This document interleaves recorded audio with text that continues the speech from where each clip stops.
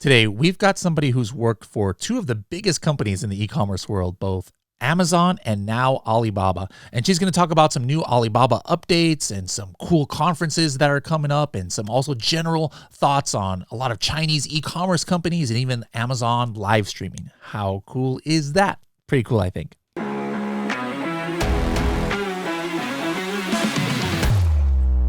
Are you browsing a Shopify, Walmart, Etsy, Alibaba, or Pinterest page and maybe you see a cool product that you want to get some more data on?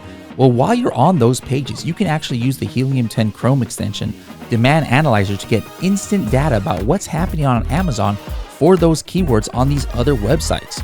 Or maybe you want to then follow up and get an actual supplier quote from a company on Alibaba.com in order to see if you can get this product produced. You can do that also with the Helium 10 Demand Analyzer. Both of these are part of the Helium 10 Chrome extension, which you can download for free at h10.me/extension. Hello, everybody, and welcome to another episode of the Serious Sellers Podcast by Helium 10. I'm your host, Bradley Sutton, and this is the show that's a completely BS-free, unscripted, and unrehearsed organic conversation about serious strategies for serious sellers of any level in the e-commerce world. And we've got my sister from another mister over here from Alibaba. We've got Min in the house. Min, how's it going? Good. How are you doing? I'm doing just delightful. Thank you. Now, before we get started, we have to just talk about a very sad story that happened in your house a few weeks ago. Sorry to bring up bad memories, but we use our anger to move forward somehow. But living in Arizona, which I believe you do, you have some wild animal problems in Arizona, don't you? Yeah, yes. Especially this year because we had a really cold winter. Some of the crazy wild animals just came out of the desert. So we had a really cute puppy, a young dog, Coco, and he went out of the backyard one day and a coyote jumped over our fence and it just killed him. So it was an unfortunate incident. Yeah. How long have you been living in Arizona? Probably about a year and a half. Yeah, a year and a half. So not that long. Yeah. So we're just not aware of all the craziness here. That's what I was going to ask. Like wherever you're from, like where are some other places you've lived? So yeah, that's so I live in Seattle before. Okay. As you know, I used to work for Amazon, and I live in Portland for 10 years before I moved here.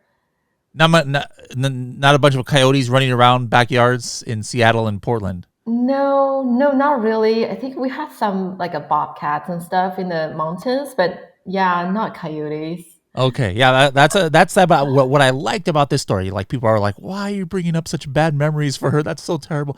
Was like you used your anger. You're like, "Hey, I'm gonna make sure turn on my Ring video, and I'm gonna find that coyote." And let's not talk about what you will do to that coyote if you ever find him, but we can use our imagination there. All right, so Arizona, Portland, Seattle. Going back in time, like where were you born and raised? I was born and raised in China, mainland of China. So I was born from a small town not far from Beijing, the north part of China. Yeah. I went to college in China, and actually I studied chemical engineering as a background. And I had a chance to come to US. I went to Penn State. Nittany Lion. Yes, that's right. Yeah.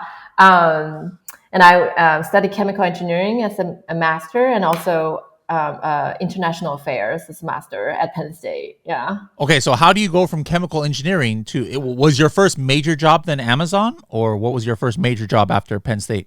So first the switch from chemical engineering to international affairs.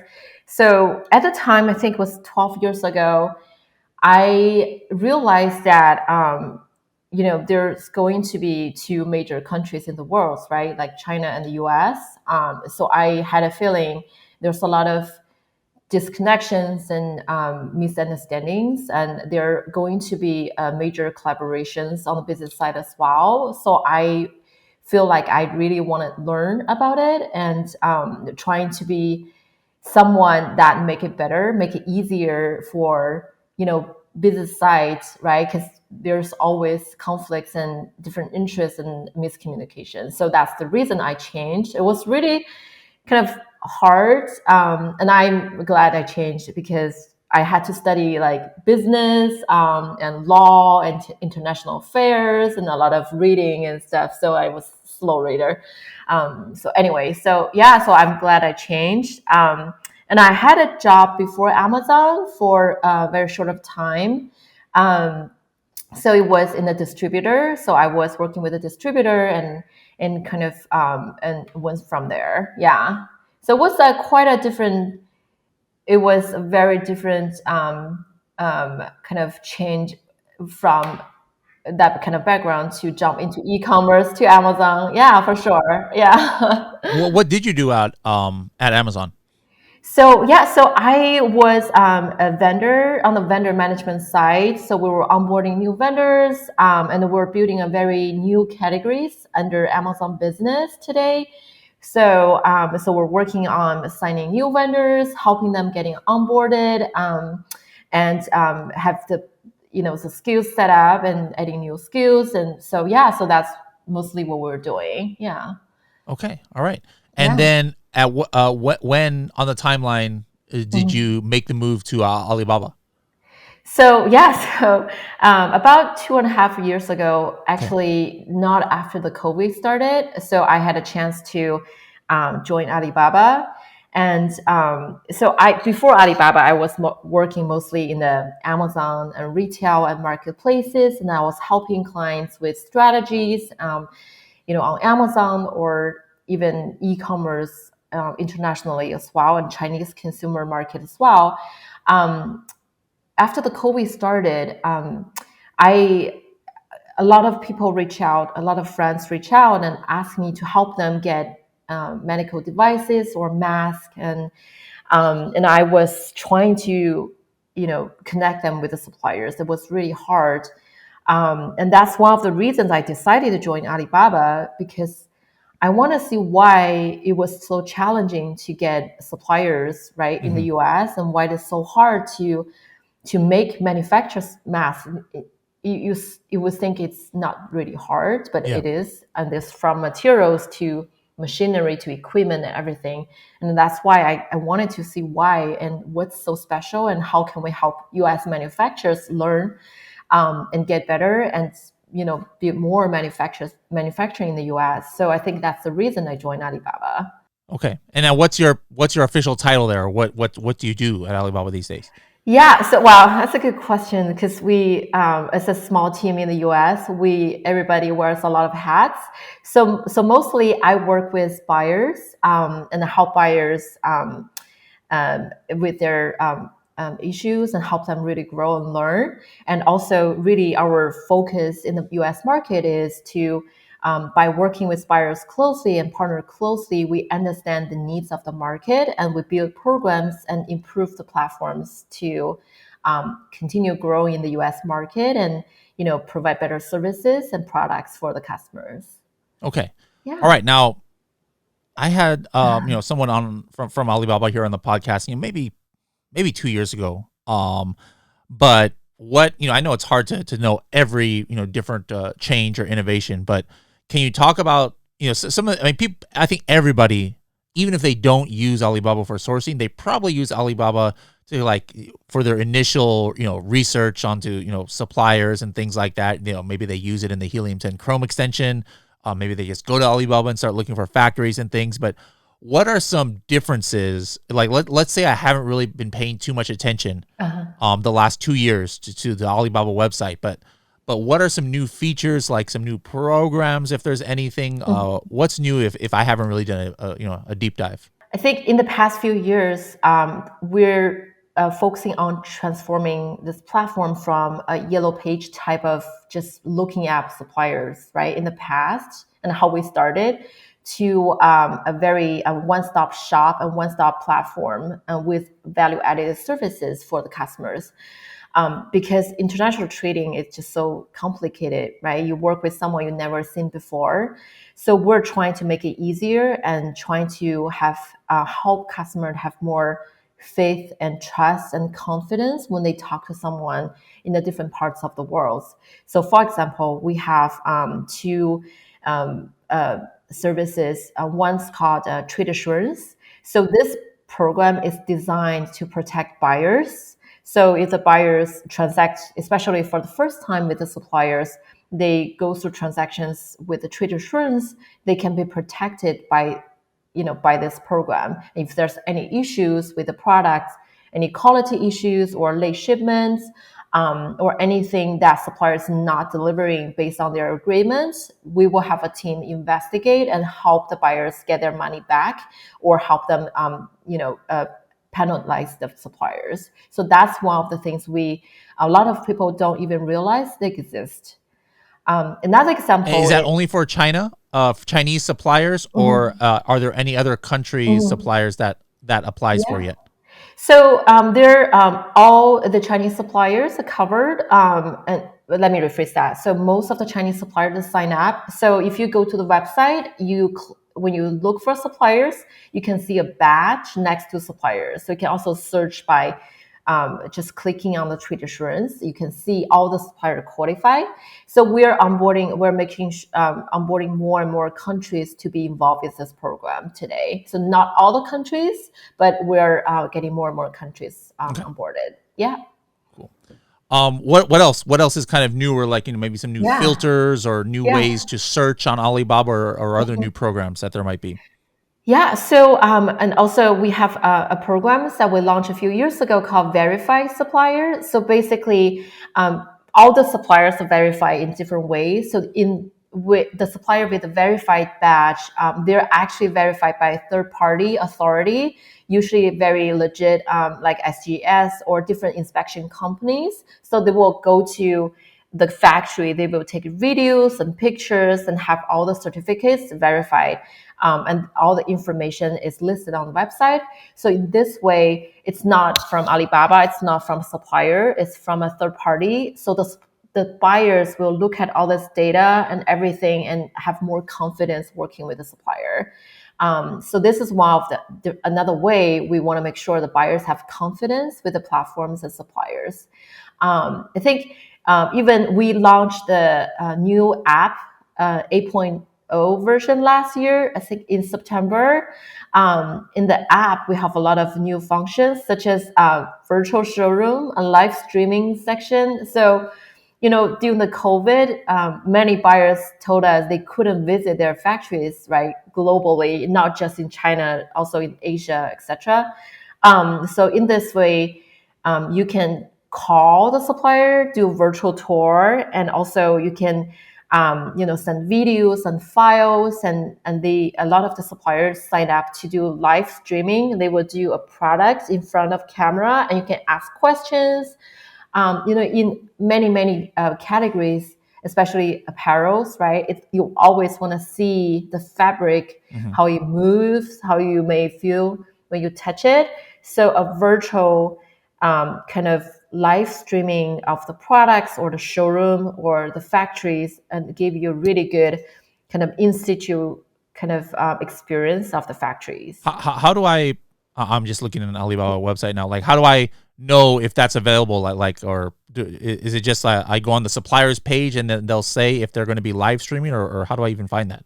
Yeah, so there are different ways you can find that. So on the main page, you can see a tab called Tips or True View. We used to call it True View, but it's Tips today. That's where the live streaming is happening. So you can browse and see what's going on right now. And also, I see it here. Yeah, let me just share my screen here. Hold on. For those watching here. So then I see there's this live section right here. Okay. Also, you can go to the manufacturer page and they will have some virtual tours available. Oh my goodness. There's a lot of companies are all live at the same time here. Well, I didn't even know this exists. And I definitely do want to talk about this, about just in general, live shopping and stuff, because I think that's something that's going to be a lot bigger this year. But okay, wow. Yes, okay, that's new. I like it. Yeah. Yeah, and you can interact, right? You can engage with them asking questions, and you can even talk to them. So that's something a lot of people don't realize exists today. Yeah, and I'm a very good friend with the head of the content, Amora. She's like an expert on live streaming, and she's super smart. Yeah. Okay. One thing I think that a misconception about Alibaba that a lot of people have is that it's only for Chinese factories and suppliers. But really, you know, if you were actually just to look at the filters, you know, there's India, Pakistan, even USA. There's actually USA companies who like, do you have any numbers or anything you could tell us about how that's grown at all? Like, I'm sure at one time it was probably 100% or almost 100%, you know, Chinese factories, like way back in the day. But like, do you know how many countries there have been, or are they growing fast? Some of these other countries at all on Alibaba? Yeah, so that's a good question. So we have a global, it's called GGS team. It's a global seller team.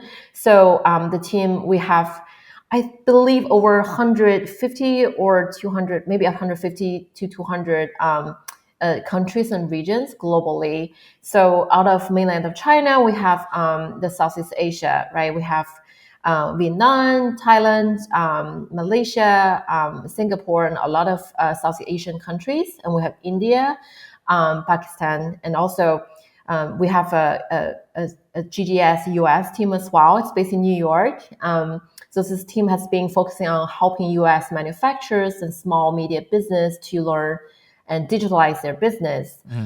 So this is evolving, and we are also kind of starting like a Latin America and Mexico as well. It's very new. We have someone, Alex is a good friend of mine. He just went down Mexico this week to do a presentation. So we are trying to help more US and North American based manufacturers get on the platform.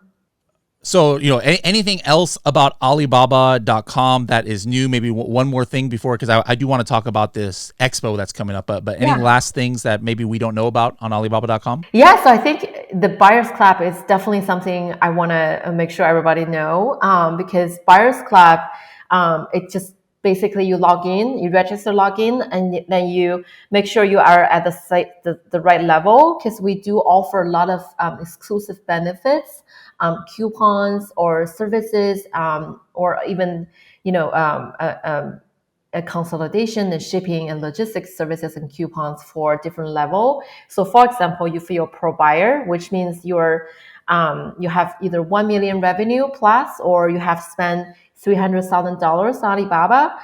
Definitely make sure you're part of the pro buyer program. So we have order coupons, $500 off $20 coupons, right? Which is a lot.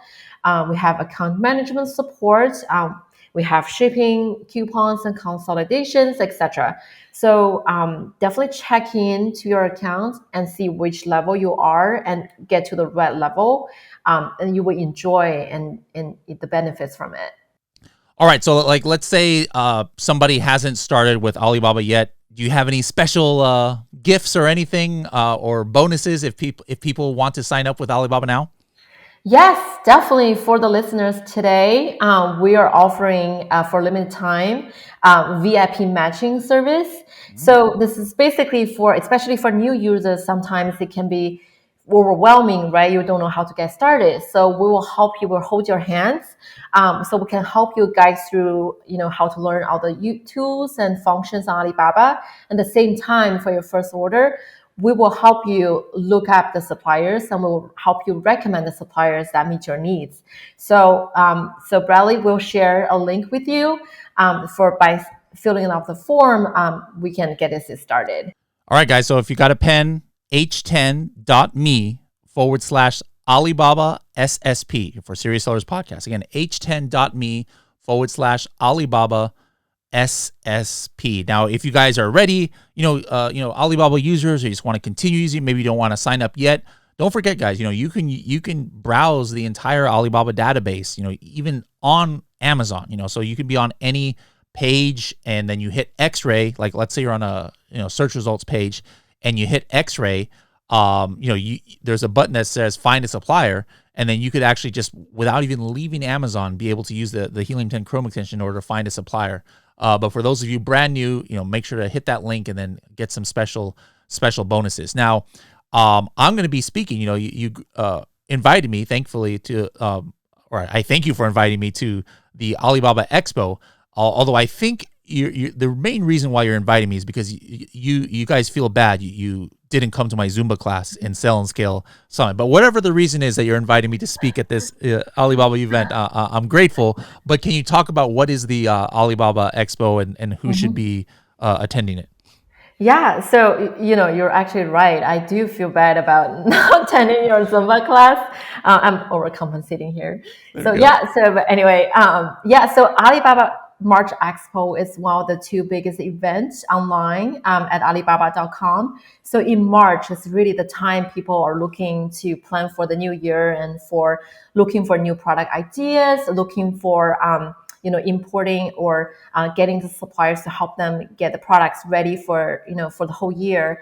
So we have a lot of programs going on. We have the best price, best cost of the product is last 90 days, and we have a lot of promotional. I don't want to share too much yet, but we have a lot of promotional things going on, and we are very lucky. We have Raleigh going to join us at the opening day on the March 1st, the very first day. So Bradley is a really great speaker, brings a lot of expertise, experience in the online retail space. Where a lot of our buyers are online retailers, and also with the Helium 10 and Bradley, Helium 10 are really great partners of Alibaba.com as well. So I believe Bradley will bring a lot of expertise and insights into what's really how to choose the products and how to find the right suppliers, and also how to use different tools to understand, get a good analysis of what kind of products you should be bringing to the store this year. So we're very excited, and then we look forward to it. So then how would people tune in to this? Like, would they just go to on the first Alibaba's website? Will there be announcements or things that they can do? Yeah, so definitely we will have a live streaming section. So we'll create a link very soon, probably in the next week or so, and then we'll share with the audience, with you and audience. Also, And that'll be then, on like the Alibaba YouTube channel then, maybe, right? yes, Okay, it okay. will. Yeah, it will be broadcast across YouTube, Instagram, not Instagram, YouTube, and different channels, and linking in as well, and also within Alibaba platform. So at 11 a.m. Pacific time, I think 10:30 a.m. Pacific time, you will see us across different social media platforms, Alibaba account, and also on the platform on Alibaba.com. Okay, excellent. All right, Yeah. guys. So make sure to set that in your calendars. Maybe subscribe to the Alibaba YouTube or LinkedIn, so you'll get a notification when we'll go live. And I may or may not be doing a little bit of Zumba on that live stream if Min's there. We'll see. Let's kind of switch gears, but kind of on the same topic. But AliExpress. Some people are confused. Like, what's the main difference of Alibaba and AliExpress, and like when would I use AliExpress instead of Alibaba? Yeah, so AliExpress is actually the B2C, the consumer side of the international business part under Alibaba Group, versus Alibaba.com is the B2B e-commerce side. So we have a very different customer focus and market focus. Yeah, but both of them is under Alibaba Group. Is it only consumers, or sometimes maybe even third-party sellers might use AliExpress to buy in maybe smaller quantities but still at a better price? Or do you think it's really 100% just people who are consumers who are purchasing from there? So I think AliExpress, they do have a lot of partners. So one of the business I think they do is drop shipping. So Mhm. like some of the drop shipping apps, very popular ones, they actually work with AliExpress to help fulfill the orders for the U.S. business. But I think most U.S. business, they use suppliers like Alibaba because it's built for business, right? And our suppliers are more trained, and they're more equipped to help you with like a bulk orders, a customization, things like that. So AliExpress is more ready to ship items, and versus Alibaba.com, we have more choices and we can customize and help you really build your own products lines and brands. Okay. And then like one use case, I mean, I'm just discovering this now, but there's like, you can order small quantities from there. So like sometimes, I've taught this technique where you can do like kind of like test listings on Amazon with smaller quantities when you're not sure if you want to really, make a big order from Alibaba or any manufacturer.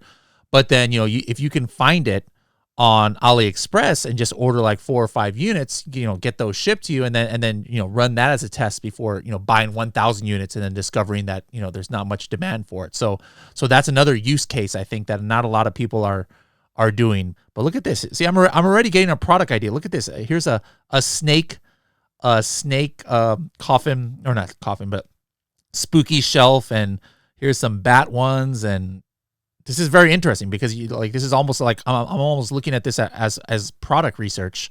Here's a butterfly shelf, horse shelf, very interesting stuff. Raccoon shelf, no coyote shelves here. We would Min took that off of AliExpress as soon as it came up. But all right, now we talk Alibaba, AliExpress, but now more and more, I think there's different Chinese companies, e-commerce companies coming to America, and people are getting exposed to them where they hadn't before, because of like Super Bowl ad. Temu did a big Super Bowl ad, but what are, and then they've talked about like TikTok perhaps coming out with more shopping channels there. But what are kind of companies out there are trending that you can see as far as the e-commerce, and what do you think the future of that is?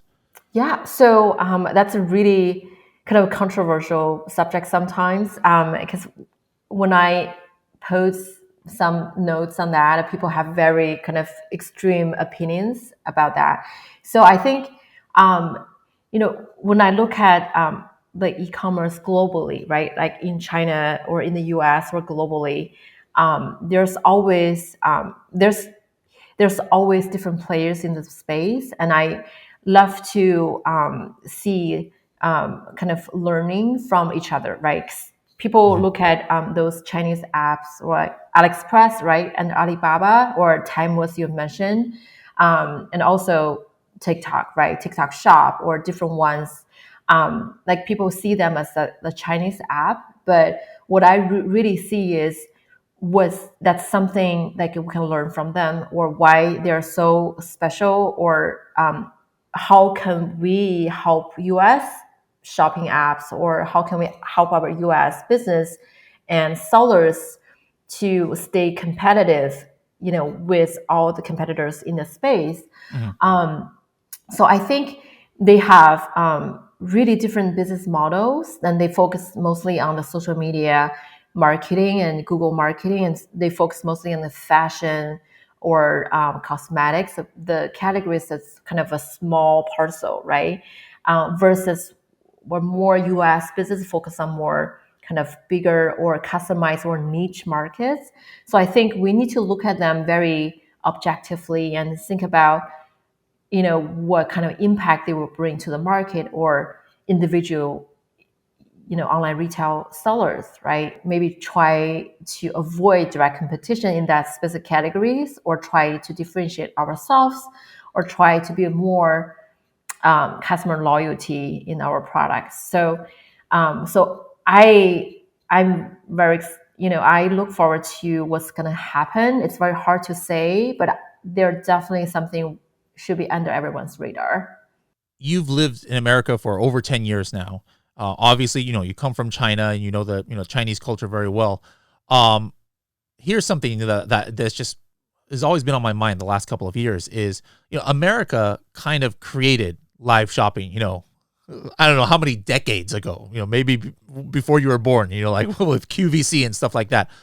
Why has like online live shopping, why is it like so huge in China and other countries in Asia, but for some reason it hasn't really taken off here in the States? Any thoughts why not yet? And then do you think that's going to change soon? Yeah, so that's yeah, that's a really really good question. I've been thinking about this and talking to people as well. I think live shopping became really big and successful since probably 5-6 years ago. Actually, Alibaba's business unit, Taobao and Tmall, were the platform where they get started, right? And that's really a way we help the consumers kind of see and engage with platform really well. I think if you look at the Chinese market, right, the size of it, from a report I see, the very recent report was from 2021, the Chinese consumer market is bigger than the next 10 markets combined, including the US. So think about 1.5 or 1.54 billion people, and there's such a high adoption of the mobile devices, right? Because it's so much cheaper.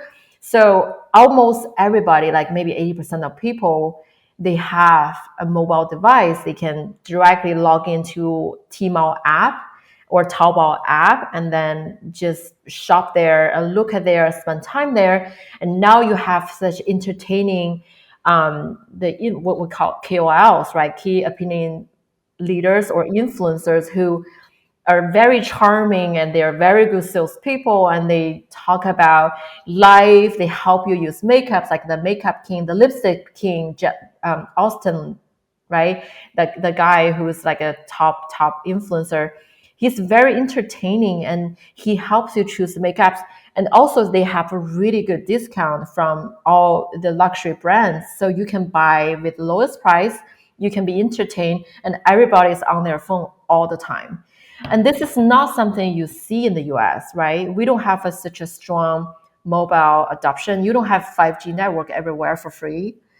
Versus in China, most of the majority of the people have like such a unlimited 5G data on their phone for such a low price. They can always look at the phone on their commute to work and everywhere. So I think that's the infrastructure wise. And the second is, I believe Alibaba and some of the competitors, they heavily invest in those live streaming versus Amazon. You look at Amazon Live, they do give like a homepage spot, but they don't intentionally invest in that or in the influencers themselves. Versus what we do is we actually invest a lot in them. We give them traffic, we give them a really good spot, we constantly push them to do live streaming. Some of them they do 8 hours of live streaming a day. Like I don't see that in the US today. But I do see is people realizing this is going to eventually going to happen sooner or later. Especially I see a lot of influencers programs or MCNs, what we call multi-channel networks of influencers. Kind of those agencies started to happen in LA, right? South California, LA, and TikTok's definitely investing more into like shopping as well. But for TikTok, as you know, they still have to balance between advertising business and shopping business. So how much traffic you actually give to the shop, that's a question for them as well. And I think I saw news yesterday, I think Instagram is going to stop doing live streaming shopping now. So they're going to focus on the advertising business.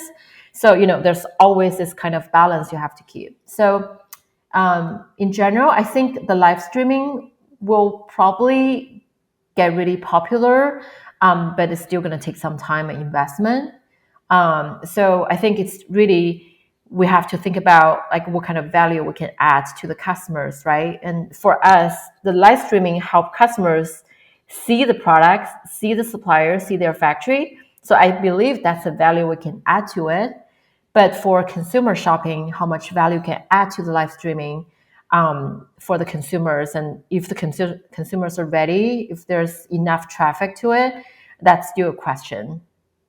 Okay, yeah. I mean, I think it's going to be more popular this year. I'm not sure if it's going to go completely crazy, like it has in China this year, but I think it's just got to come. It's just a natural progression of things. And then we've had some influencers here on the podcast before, like Gracie, who are into it, but it just makes a lot of sense, as far as being able to Americans love influencers, like they follow influencers like crazy. So it's like the next logical step in my opinion. And so like Amazon Live and TikTok Live, and I think these will get more important in e-commerce. All right, so one thing this year I've been doing a lot more.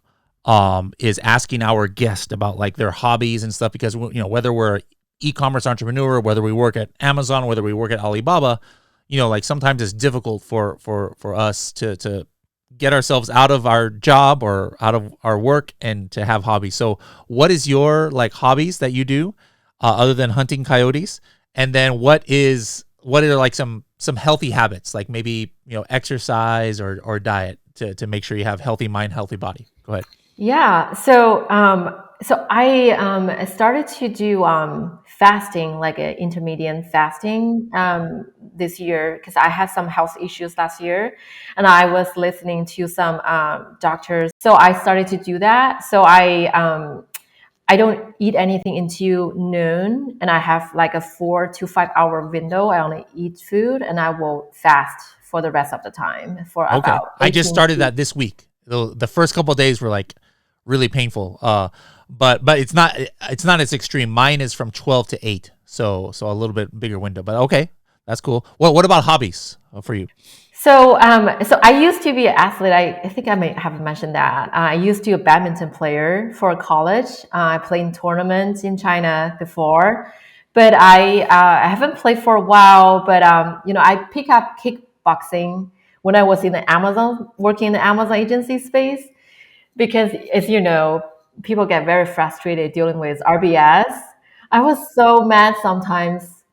So I pick up kickboxing, just kind of I release some of like the it. frustration.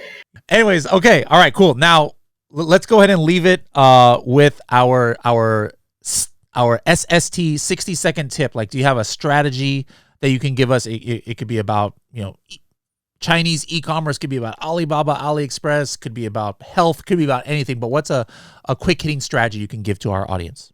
So I talk to customers all the time, and a lot of them are very successful Amazon sellers.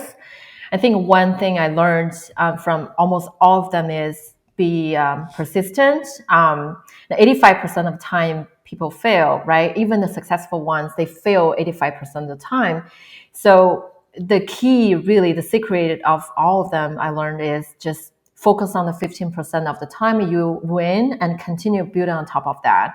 And don't never give up, and have your passion and ambition and also persistence. And that's really how you can build a successful career in e-commerce and online retail business. So I just want to make sure I have that out for people who Yeah. get frustrated, and sometimes you have made some mistakes and fail, but yeah, so everybody does. So yeah, hopefully that helps. Awesome. Well, Yeah. thank you so much for joining us, and I look forward to being on the March Expo with you. And then if people want to find you on the interwebs out there, is like LinkedIn the best way to find you? Yes. My name. I have a LinkedIn / Ali Min Yang Alibaba, so it's very easy to find me. Awesome. So thank Yeah. you so much, and I'll be seeing you soon.